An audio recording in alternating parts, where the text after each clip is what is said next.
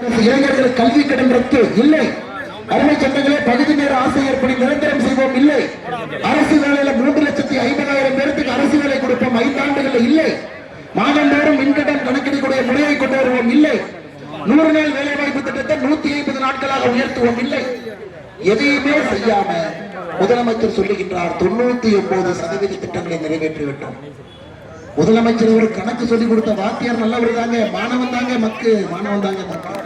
516 தேர்தல் வாக்குறுதியில வெறும் 70 தேர்தல் வாக்குறுதியை கூட நிறைவேற்றாம மறுபடியும் கூச்சப்படாம உங்கள் முன்னால் வந்து நம்முடைய 99% வாக்குறுதி நிறைவேற்றிவிட்டோம் 99% வாக்குறுதி நிறைவேற்றிவிட்டோம் என்ற